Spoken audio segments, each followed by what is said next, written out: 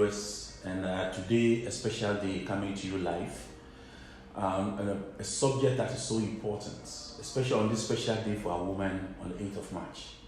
8th of March is a special day set aside by the UN to celebrate our women and girls.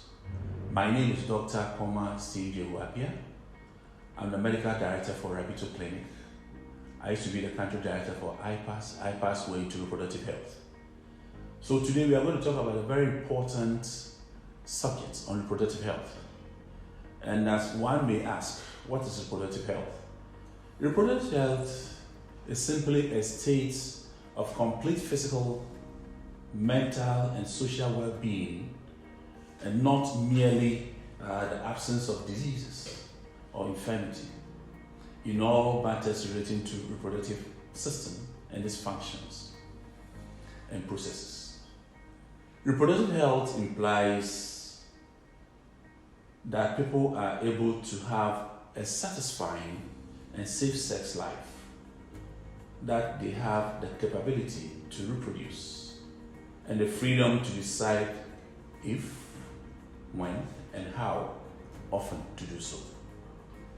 With this introduction, I believe most of you have visited the Rabito social media website and sent you your questions already. I will not disappoint you. As I go through this presentation, I will attempt to answer some of your questions. Let me also make it clear to those who send the questions that I have here that most of the questions here are gynecological, but I'll try to slot it into reproductive health. Reproductive health goes beyond gynecology and obstetrics. So I will start by making references to what's topical today and what we all need to know and ought to know. Today, a lot of our women and girls, as of ignorance, are dying needlessly because we have failed them or refused to give them education on their reproduction. One area that I want to pick up and discuss as we move along is about teenage pregnancies. Why teenage pregnancies? Teenage pregnancies because we have refused to educate our children about their reproduction, and they get into sexual activities that may lead them into such difficulties of pregnancies where they are unintended, unplanned, and unintended, as I said. And trying to find solutions, they go to the back streets and do the things that they ought not to do.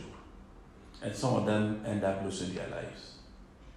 In addressing maternal mortality means mortality and morbidity, that is, women dying needlessly or maybe getting sick because they do not know what to do when they got pregnant. Ghana was supposed to reduce maternal mortality by 75% according to Millennium Development Goals. Ask ourselves today, have we been able to do that?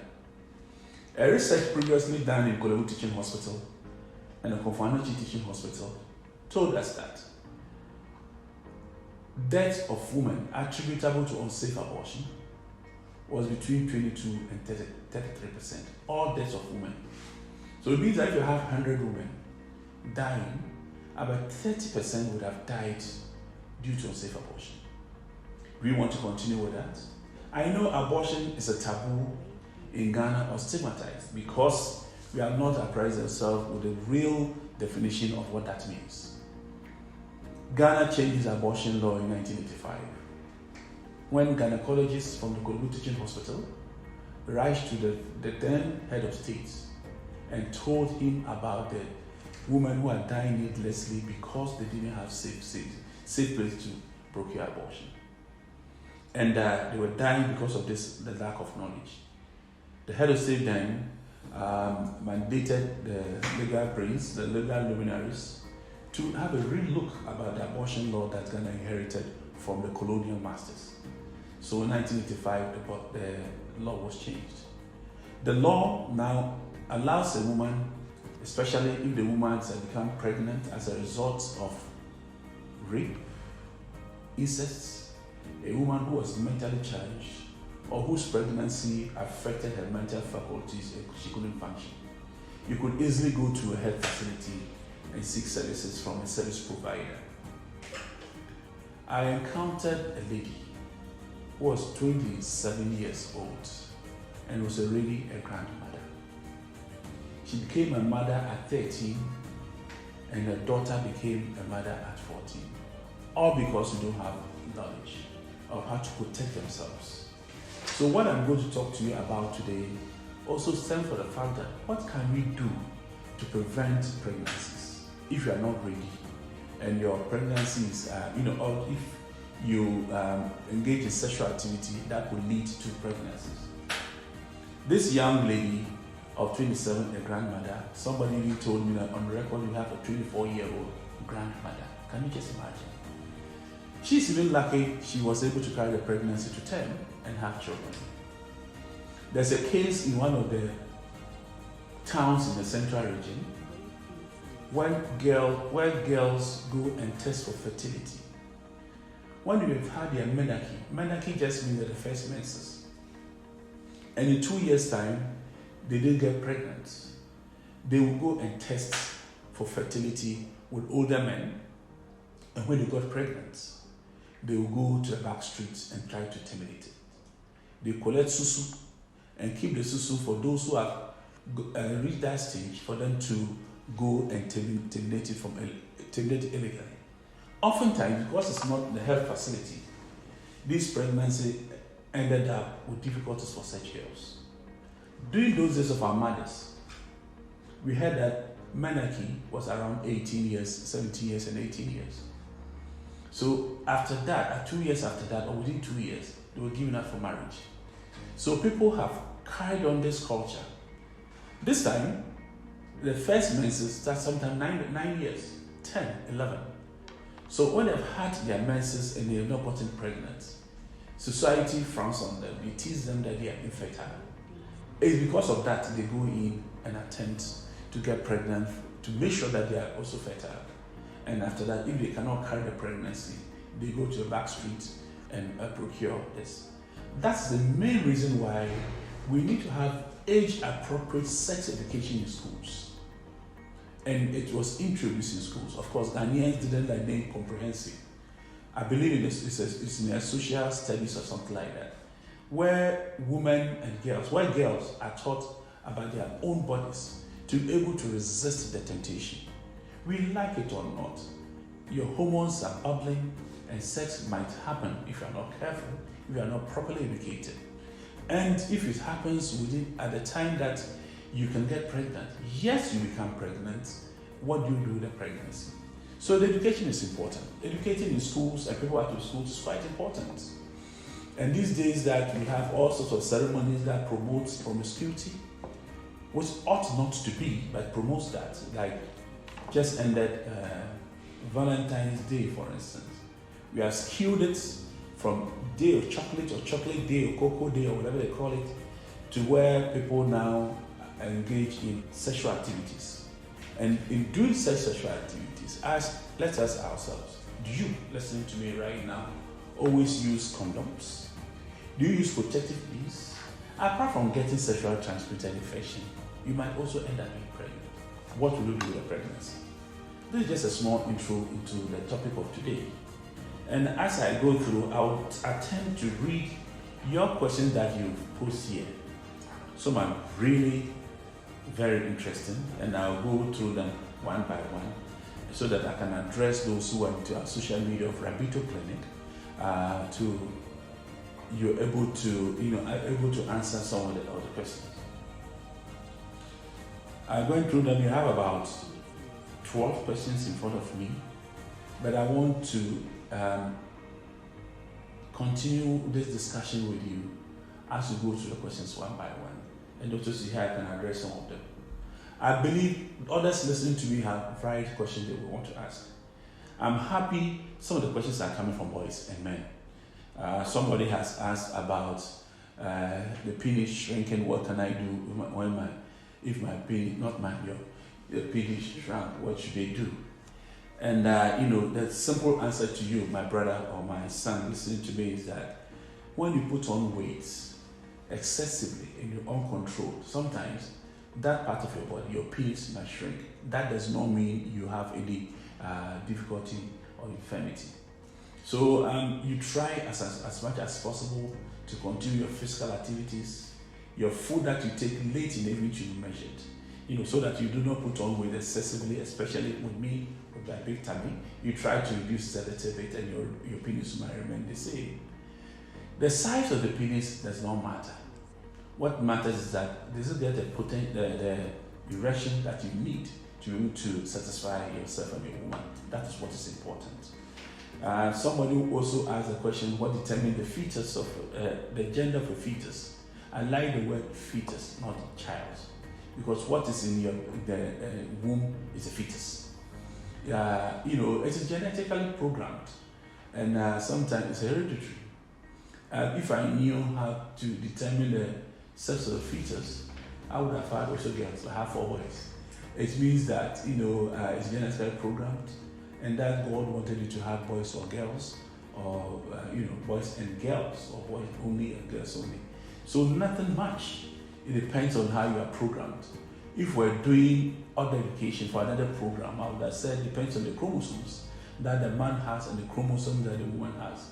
We have, some of you have been taught in school about the X and Y chromosomes and the X chromosomes and all that, how they come together. You can either have a male or female fetus, okay? If it's X and Y, you have male. If it's X and X, you have female.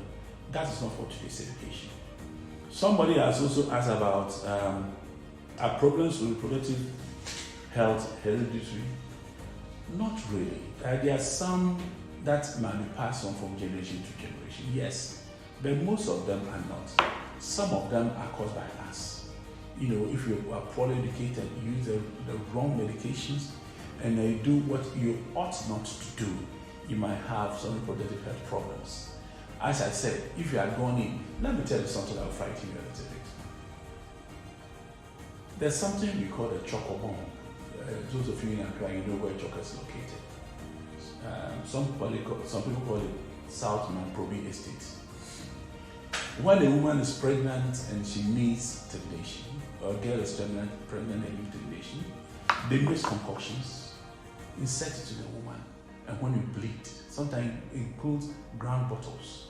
When you bleed, they call it abortion. These days, we don't hear about that much. A story that most of us have forgotten, but happened in Medina or Adenta, where a quack was the one who was helping women and girls in such situation. The first instrument that he used in the abortion process is he used his penis, and after he gave more ladies, and after that he goes through that. And I'm not making it up, but this was on radio and television, and we thought that man would have been arrested. As I speak to you today, I think that thing is happening in the eastern region, in Accra here, in most of the places that you know of, so that we are maiming and destroying the reproductive organs of women. Let us know, let us say this and that. Only a woman has a womb. The womb belongs to her, not men. So whatever they want to do with their womb, leave them to do, because they have a right, the reproductive right to maintain their own organs. Okay? So women, if you are listening to me, don't let any man push you to do things that you do not want to do. Some of you know your menstrual cycles. Some of you know that at which time of the month that if you engage with a man, you become pregnant. Okay? So if you knew that, you protect yourself.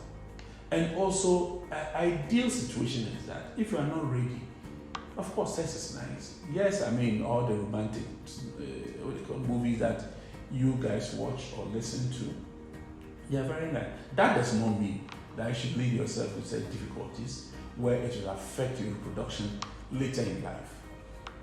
When I talk about that, I'm not really talking about the female, the young ones. I'm also talking about those who are of age, who are going through hormonal changes. Somebody asked a question about when does ovulation stop and all that. Of course, you see, there are certain type of hormones, but because of this discussion with you, I think it's a discussion with you, Let's talk about the male and the female hormones. Okay. Sometimes when you are growing up, these hormones show up. They show up in a way that when I have a lot of testosterone, don't mind me produce words, because men have most of that, and also a little bit of estrogens. The woman have more of estrogens and a little bit of testosterone. When you are growing up, these hormones show up. That's why you're a woman. That's why you're attracted to a man, or a man is attracted to a woman. At certain stages in your life, these hormones will come down a little bit because they cause something. Men, pause. So your hormones will, the function of the hormones will reduce, and you'll not be able to function the way you function. So then, if somebody will ask me, when does the question? I think if I go through it quickly, it tells you when does ovulation stop? Yes, ovulation will stop because you are going through a hormonal change. And they call it menopause socially, so that you go to a doctor and they'll be able to help you. Sometimes to start prematurely, where the doctor will recommend hormone replacement therapy and to help you to function appropriately. Okay? Somebody says that I've done the gender of the fetus, side effects of IUD. There are different types of IUDs or preventive methods. Actually, let me talk about general preventive method that women should use to prevent pregnancies, right? The usual one that you all know is condom, where the men will use. Of course, there's a female condom as well, but there are also some injections and tablets that you take to prevent pregnancies. IUD is very common, and somebody says that what are the side effects of IUDs? If the IUDs are inserted properly, there shouldn't be a problem. Initially, it's uncomfortable, especially if it's your first time of using it, it's uncomfortable. Some come back and complain that sometimes they bleed when they use, the first time they use it. Of course, later it fits well with your system and you'll be able to adjust to it appropriately. Somebody says that somebody has used it for 10 years and also is sexually active. Of course, you can be sexually active if you are wearing IUD. The main thing is that you are wearing it because you are sexually active to prevent pregnancies. But let me tell you, when you use the IUD, intrauterine device, that does not mean that you cannot get sexually transmitted infections. So if you are not with your regular partner, your partner can transmit infections to you. So you use the IUD when you know the status of your man, that he's not gone around to bring you some infections, okay? So it's important to use IUD. 10 years is fine. If you're uncomfortable with it, you go to a gynecologist or your midwives, they're able to remove it and replace it. And when you remove it and you continue with the sexual activity, you can get pregnant. You can become pregnant. That was somebody's question. Can she be pregnant because she hasn't changed it? No, once you're on it, you can, of course, there's family planning failure too. But once you're on it, it prevents, fertilization, and you might not get pregnant. So you should be comfortable if IUD is the one that you want to use to prevent it. Yes, there are some of our girls who are using postpartum tablets. I don't want to advertise for any tablets, but they use it when they said it's called morning after gender. It's a general name like the morning after. The morning after that you have had sexual intercourse, you are not sure if you become pregnant or not. They take that tablet because of this program, and I'm not supposed to advertise for any product because there are different types of it. You can use that one. They use that one, but that shouldn't be the routine thing that you use all the time. Please try and prevent getting pregnant. The family planning method that is suitable for you, especially when you go to the appropriate hospital and talk to your midwife or your gynecologist, they will tell you what type that you can use that will be suitable for you. You understand? Because our society is male dominated, some do not want their husband, or the husband do not want them to use certain type of family planning. And I've warned you, the body is yours. The body of the woman belongs to the woman, doesn't belong to a man. But we have something called male dominance in societies. There's a term that I wanted to use, but let's forget it. Male dominant society, Ladies, it's your body if you don't want to get pregnant. Because pregnant is you will get pregnant, not the man. He will have sex with you, with several women, they get pregnant, and some of these men are irresponsible. So please make sure that you are protecting yourself with appropriate methods. When you talk to you, I've always advised that if you're a woman, find a midwife to be your friend. So that when you are going through any difficulties, you can easily call on this midwife. I love midwives, I like them a lot. And ask them the difficulties you are going through in life, and they'll take you through what you need to do and what you have to do. Okay? Some of these things I'm talking about will not be comfortable for others, especially when I talked about abortion.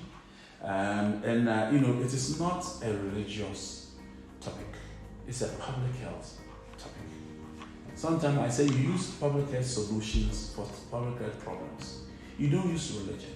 Somebody will tell you that abortion is killing a human being. And I asked the question once, if an armed robber enters your room, you, the man, they tie you out. If you unfortunately sleep with your daughter or your wife, they are both pregnant, what will you do? Will you say that a pregnancy is what is written in the book of Jeremiah, so you keep it, or you want to take appropriate methods? I've often asked this teasing question to pastors. Only one pastor answered me correctly on radio, on TV. He said, when they are pregnant, I will go to my doctor and tell them to do what is needful. For me, that is important. He didn't say that he wants to go for abortion. He'll talk to his doctor, and the doctor will tell him what to do, and that's what he will do. You see, sometimes when you are not in this difficulty, and you try to judge others for taking such decisions, you think that they are evil. And I said, if it hasn't happened to you, don't call anybody evil, because they don't know what they're going through. I always sincerely think that women are very smart people. Very, very smart. They just don't go in to get pregnant and are going for abortion. I don't think they want to do that.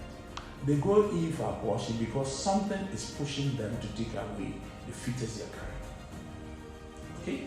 So because if a man has slept with you and he's irresponsible, if you have been raped, and because of the rape you are pregnant, and sometimes some of the physicians and the midwife take advantage of such vulnerable girls and women and charge them for that. And I said, I'm a strong advocate saying that if a woman's pregnancy is a result of incest or rape, why do you have to charge? It means she's going through psychological trauma, apart from physical trauma, mental difficulties, and you come back and you charge yourself return prices too.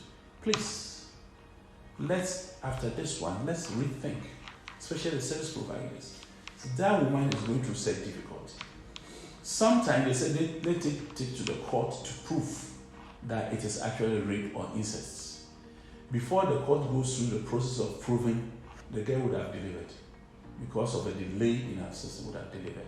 So when the woman comes to you with such difficulty that I cannot concentrate, I cannot go to school, I cannot function, I cannot do this, I want to kill myself, please, it has moved to a mental status.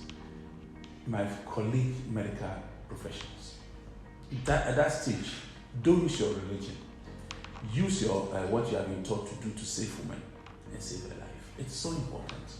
And going by this, I would also say that if we say that the woman has a right, of course, society too has a way of managing our lives. When they come to you in a hospital with such a difficulty, don't judge them. Don't say that I know your mother, after this I'm going to report. Ghana's law allows the woman or girl in such difficulty to consent to whatever he's come to do, to sign and say that I'm ready for it. If you are a young person, they say you bring your parents or an adult to sign for you. If there's no, they call it, there's a Latin name for it, long Latin name. It's so important for the discussion in the locus parentis. I mean, if there's no parent, somebody signs in to do that. But if the girl says to that, this is what I want. If you don't listen for me, I'm going to do whatever. Please go ahead and offer the services. If they come to you and because of your religion, you will not be able to do, you are mandated to refer such a person to a service provider. They call it consensual subjection. You consensually object to that my religion doesn't allow refer these patients. I'm bringing all these things for us to understand that we are going through this difficult currently in this country. Can you just imagine with a new system where children are kept at home, especially during the COVID time? That really kills my heart. During the COVID time, when there was a lockdown, there was also increase in teenage pregnancy. And you ask yourself, what happened? In some of the reports that we have read, you realize that people stayed at home, and because they had nothing to do, the only type of entertainment they had was to engage in sexual activities. And the men will continue to go to school while the women stayed at home. So I think that it is not right for us to allow a woman and girls to go through this, where the men think that they are what they call it. They say the women are bad girls. Sometimes you use the word bad girls and all that. Another question that came out very, very interesting, that a pre-teen girl or teenager, that's what I think that would be. That's you're the person who represented it. A teenager or a lady who has started her menses, said at age 11, what can she do if she's experiencing painful? It doesn't depend on when you start your menses. This time menses, 9 years, 10 years, 11 years, 14 years, and some of them have painful menstruation. There's a word for it, and it's a what can she do? You can go to hospital if you know how regular your menses is. Sometimes your midwife, who's now your friend, will tell you which pain medication you should take before your menses starts. That is why sometimes when I'm talking to girls, I say get a small diary or calendar. Anytime you see red, mark it. When the red finishes, when you see the first blood, mark it. When it finishes, mark it. Following month, do it. Then you can show that to midwife that this is my cycle. And that cycle will help you and your midwife to determine which medication you should take before your menses start. Sometimes when the menses starts and the pain starts, you have to go through this for it, unfortunately. Okay? Some people say that you should drink. I was going to mention alcohol because somebody has told them when they drink that, it helps them. Because I don't know who is listening to, sometimes I don't mention names. I've refused to mention the name of the alcohol. I've refused to mention the names of the tablets that you should take and all that because we are not advertising for anybody. This time, let me get back to the topic of abortion that I'm talking about. Those days, when the law, they say for medical professionals, because those days it was only doctors who are allowed to go to a theater and they do something they call a D&C. It only means dilatation, opening up, and correct. Dilatation, you do D and you correct the uterus or clean it out. So they use instruments for that purpose. So it was done in the theater. This time, there are modern methods that they use a manual vacuum aspirator. Okay, it's just like a syringe. I thought I had it here. You just put it in and aspirate it. You can do both with help of electricity or use it manually, and you have it, and you can go to work that very day, that very moment. It's done and you go to school. Of course, a developer has gone further to find that there are tablets now that you can use to terminate pregnancies. Okay, those that they had only one of those tablets. There's a combination of two tablets that you use for that purpose. And also, when you use it, what it does for you is that it's also terminated, and the blood comes out as if you are having irregular menses. In countries where they have restrictive laws, like Bangladesh and other countries that I know, they call it menstrual regulation. They are regulating your menses. They give you the tablets, you bleed, they say they've regulated it. It's available, it is in use, it is permitted by Ghana Health Service, because Ghana Health Service has developed a manual for provision of services, provision of comprehensive abortion care services. So we go through that. That's a mandate that Ghana Health Service, the Bible Ghana Health Service has for us to procure that process. So this time, we've gone further to say that the tablet should be in the hands of the woman herself. You can go to a pharmacy a pharmacy that sells that, and procure it and tell you how to use it. Should you have complications, rush back to your physician and tell this is what I'm using and that is what is happening. Normally, it's about 99% efficacious, 90 to 99% when you are in the first trimester of it. That is why it is important to know when you had your sex and when your pregnancy started. The midwife will help you to calculate it. And it's something called the first trimester, the first 3 months of it. The tablet is very, very effective. And and that is when it is safest to have this process. Of course, there's a second trimester one that is done only by doctors trained to do that. Okay? So if nobody has been trained to help you, you do not go ahead and get any because wearing a white coat, you can do it. No, they cannot do it. But if you have been trained, they'll be able to help you to go through the process. This topic of reproductive health is quite vast. And I think with one webinar, one discussion that we might not be able to cover all. I believe others listening to my voice right now have questions they want to ask. And it will not be out of place if you send your question to the same Rabito social media page, to be able to talk to you directly. I can talk to you directly, answer you through WhatsApp, answer you through phone calls and all that, to be able to address some of these things, because we do not want a situation again where we have our girls and women dying needlessly because they don't have information. I don't think any man will be happy to find his wife or girlfriend or classmate dying because we have refused to give them information. This information is not supposed to be anti-religion, because some religious organizations behave like peace-loving hypocrites. I keep on saying that because when it happens to them, they know what to do. It's your body, it's your life, and I believe you'll be able to protect it as and when you get to such difficulties. I believe you've listened to the points which I have given, because this is monologue. I'm the only one talking. It's not interesting, right? Let's hear from you. Let's hear the feedback from you. Should you have any difficulty, Rabito Clinics, 21 clinics spread throughout the country, is prepared to help you. You understand? We have in Accra alone, we have 5 clinics. We have a clinic in East Legon. The headquarters is in Lusu. You can Google it and find out. We have in La Paz. We have in Dome. We have in where else? We have in this Dansuman has it. When you go to Central Region, we have it in Winneba. We have Kaswa is gotten on board and doing very well. So if you have difficulty, get to such facilities. Especially Rabito specializes in skin conditions. When you come there, you have all the creams and medication, trained doctors and physician assistants and dermatologists to help you. So when you go on a social website, you find us also in Takoradi. I'm not living at Koforia.